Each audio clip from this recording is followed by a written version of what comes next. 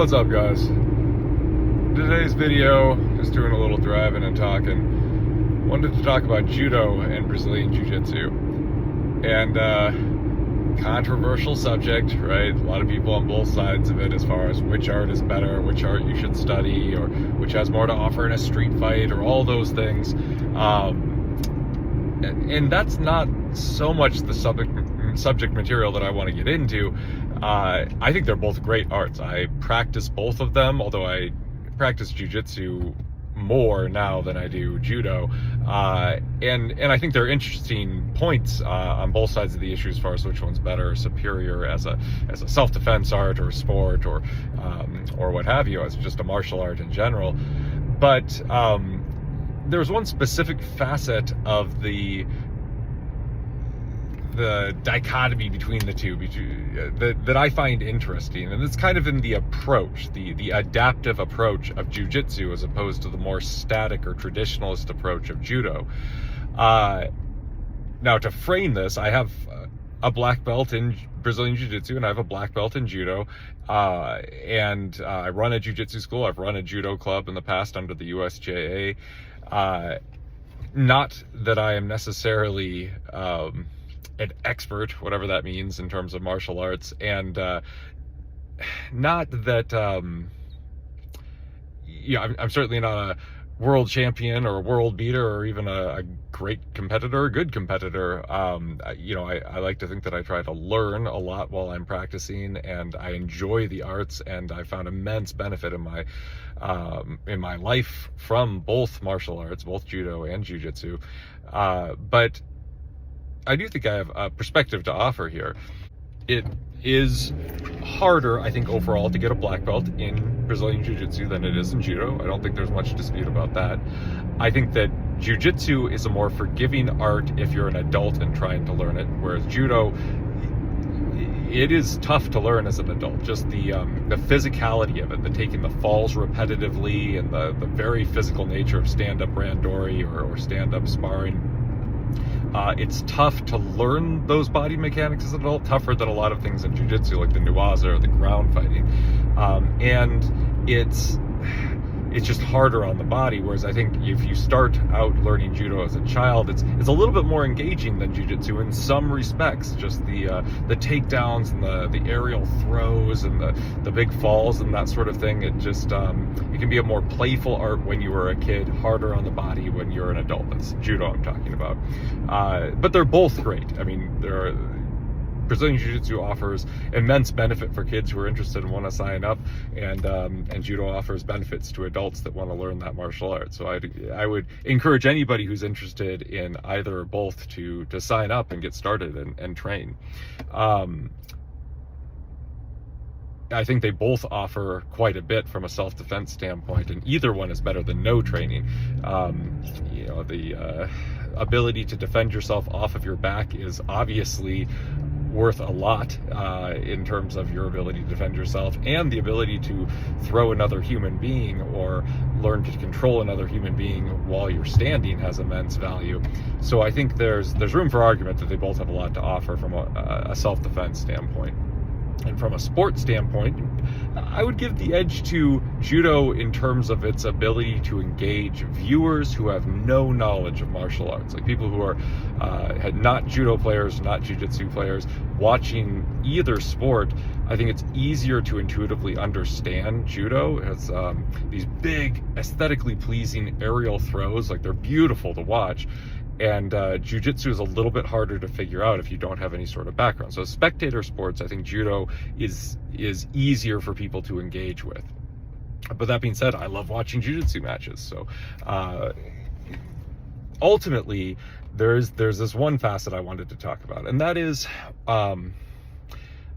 largely speaking, Jiu-Jitsu seems more adaptive in its approach, whereas Judo seems to be more in this traditionalist mindset where, when people from different backgrounds have come into Jiu-Jitsu, wrestlers, for instance, who are bringing really good double leg takedowns, Jiu-Jitsu's answer was to say, okay, well, let's try to get good at the double leg takedown, or at least get good at sprawling to defend against the double leg takedown, or let's learn to capture the roll off of our back from being taken down by a double leg or single leg, or just by a wrestling takedown in general, or judo takedown. So jiu-jitsu, that's just one example, but jiu-jitsu in general, I think, looks at whatever this other art is bringing with it and says, how can we adapt judo to account for this new thing, or this technique that we previously didn't have a great answer for. Whereas judo, sadly, has taken a different tactic. So jiu-jitsu people coming into judo comps and doing well with just nuwaza, just their ground skills, so maybe stalling on the feet for a bit before kind of doing a variation of pulling guard, or somehow bringing the action to the mat where they'd submit judo players, made the powers that be, the control judo, somewhat miffed that people were circumventing what they felt was the true nature of the art. And so they put rules in place to say, okay, well, you get a very limited amount of time on the ground. Instead of upping their game to become better at nuwaza to defeat the Brazilian jiu-jitsu guys who were coming in, they just altered the rules. That they made it more difficult to win with a jiu-jitsu skill set. Or, wrestlers doing well with a double leg takedown. Well, it's judo's answer in terms of like the top-down approach that it largely takes was to say, okay, well, we're not going to allow people to grab the legs for takedowns. And so, again, instead of adapting and becoming better at a sprawl or better at performing the double leg themselves, they just took their ball and went home, essentially. Now, I think the intended value here of that sort of decision was to say, well, we're going to preserve these aspects of judo that otherwise would be compromised or go by the wayside. These really aesthetically pleasing aerial throws that are awesome to watch. Those will basically go away. Those will become a thing of the past if we don't make these changes. So I understand the impetus for that sort of thinking. However, I think ultimately what it's led to is a decrease in skill in some areas for judoka that shouldn't have happened. I think it would have been better, in my personal opinion, to take a more adaptive approach and say, how can we try to preserve those elements of judo that we want to preserve, and still account for these people coming in with these particular techniques.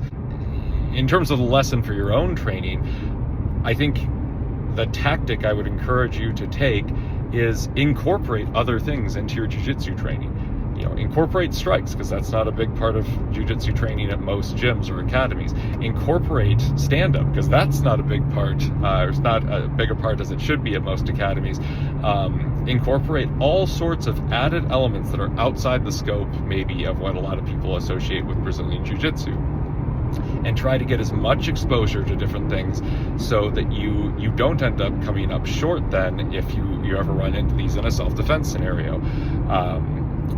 I think that's the smarter tactic to take. I think it will lead ultimately to becoming a better martial artist. And I also think, as far as martial arts translate or provide a sort of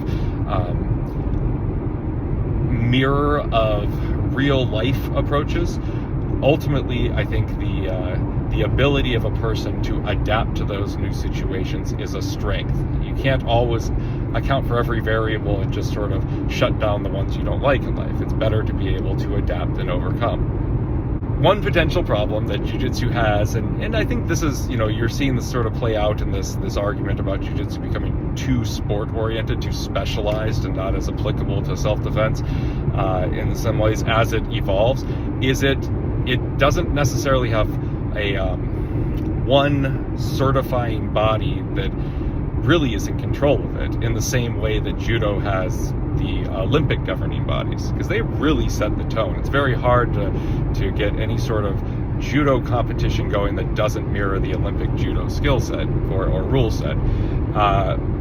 Jiu-jitsu does have the IBJJF, they have ADCC, they have a myriad of different governing bodies, and there's no one set standard. There are standards, but they're not quite as powerful or ability to just, or they lack the ability to just say this is what jiu-jitsu is. And that has good and bad to it. It's bad in that the art can evolve into something we don't want it to, and that just happens organically, and there's not much of a way to stop that. But it's good in that I think it fosters creativity and it allows for, again, that more adaptive mindset. So that's my take on it. Hope you guys like the video. If you have thoughts on it, I'd love to hear them in the comments below, and I'll get down there and interact with you guys. Otherwise, hope you all have a great day. Thanks for listening.